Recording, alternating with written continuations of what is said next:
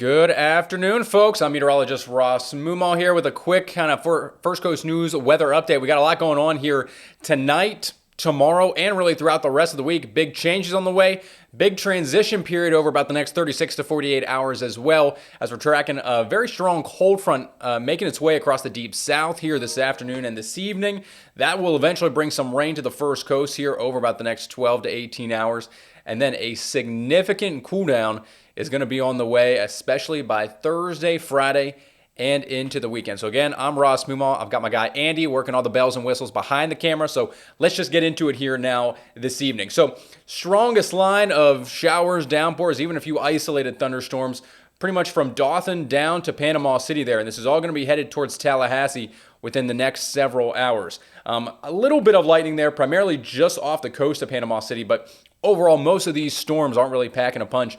Pretty much just some heavy rain for them. No rain across the First Coast for the time being, but you can see really just north of Valdosta there along the I-75 corridor, we're starting to see at least a little bit of some light rain and showers moving on in. So after about 7, 8 o'clock here tonight, I-75 is going to start to see some rain increase. So that's going to be the Lake City area, the Suwannee Valley, and then eventually up towards the Okefenokee after about 9, 10 o'clock. Similar story then for Jacksonville and most of I-95. Going to be closer to about 10, 11 p.m. this evening. And again, this is all going to be from pretty strong cold front that actually brought a lot of severe weather to northern Texas, Oklahoma, Louisiana yesterday. This is now sweeping across the rest of the country, pushing in these showers throughout the remainder of this evening, overnight tonight into early tomorrow morning.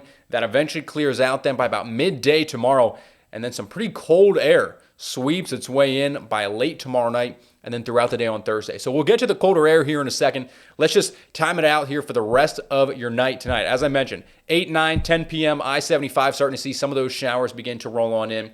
As this thing moves further to the east and southeast, you're going to notice it loses a lot of steam. These storms really aren't going to be one, packing all that much of a punch, but also two, the moisture is just kind of getting drained out of it a little bit. So by the time some of these showers make their way to Jacksonville after midnight and overnight tonight, there might not be all that much rain left in it. Some folks might only pick up a quarter to a half inch of rain. I think our far western areas at most could pick up a half inch to a full inch of rain, but this is not going to be a super soaker of a storm system making its way through. But nonetheless, the heaviest of the rain that is going to come will pretty much be out of here by about sunrise tomorrow morning.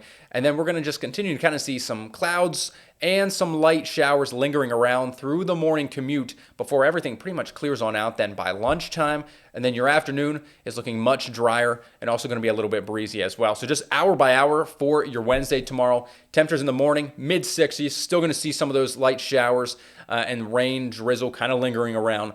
Afternoon, a little bit more sunshine. Still, though, pretty warm day until that colder air finally sweeps on in. A lot of the time, with these cold fronts, that cold air can actually kind of lag behind a little bit. So the actual frontal boundary comes in first, and then that blast of cold air comes in behind it. You can kind of see that here. All that cold air up across the Rockies, the upper Midwest, so I'm talking Kansas, Nebraska, the Dakotas, where temperatures are in the 30s and the 20s right now.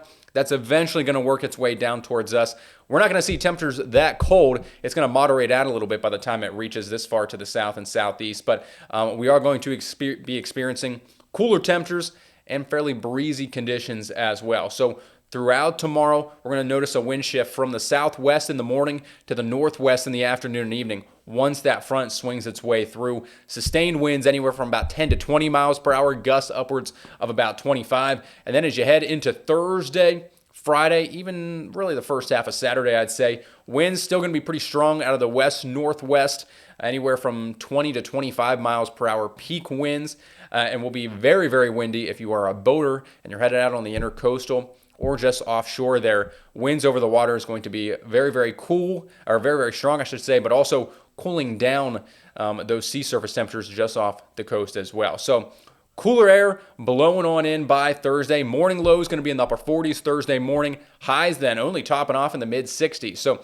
that's really what we're going to be dealing with over the next several days once this front passes on through. Highs in the 40s, lows in the 40s, highs then in the 60s. Friday morning lows going to be even cooler. If you live west of Highway 301, out across Baker County, Columbia County, and then up across the Okefenokee from Folkston to Waycross, and even Glenn County there in Brunswick, morning lows could be in the upper 30s, potentially mid 30s.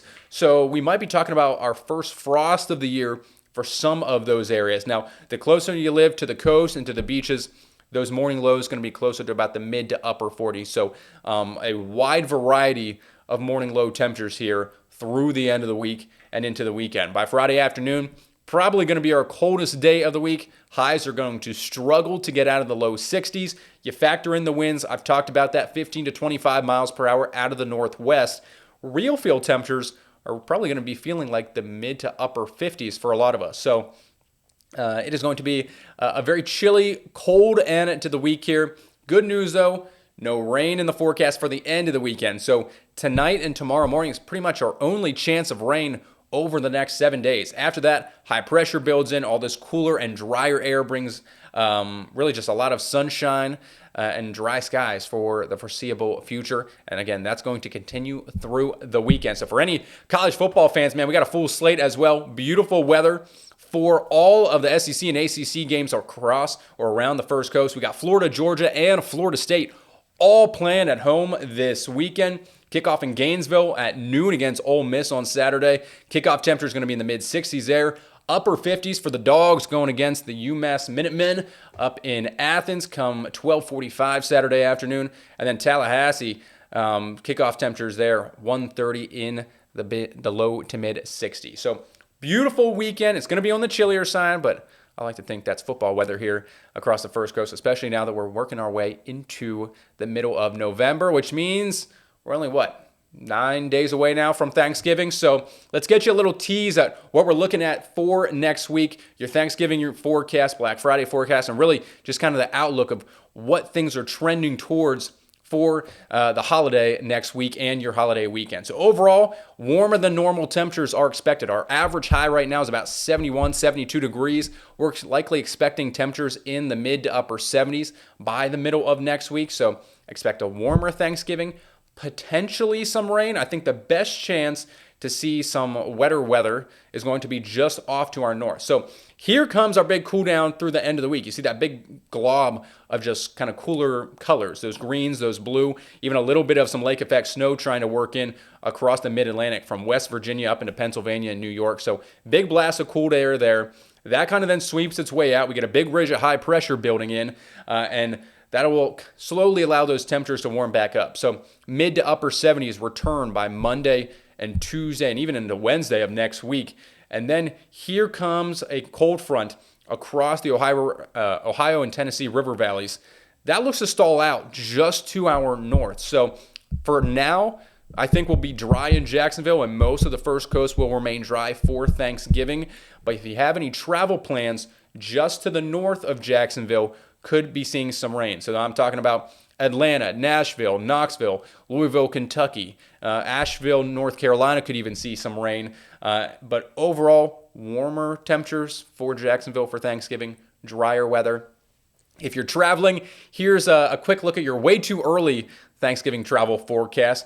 If you want some colder weather, some snow, I recommend maybe heading out to the Rockies, Denver, Colorado, Bozeman, Montana, maybe where temperatures are going to be in the 30s and 50s, or maybe just head up to Minnesota. Much cooler up there, temperatures down into the mid-20s potentially.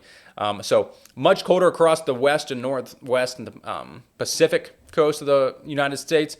Much warmer here across the First Coast. So let's just wrap it all up, tie a bow on it here. Nice little package for you. Rain moving in tonight, not reaching Jacksonville not going to reach Jacksonville until long after sunset, closer to about 9 to 10 p.m. tonight. That will continue overnight and into very early tomorrow morning. Lingering showers tomorrow morning, drier by your Wednesday afternoon.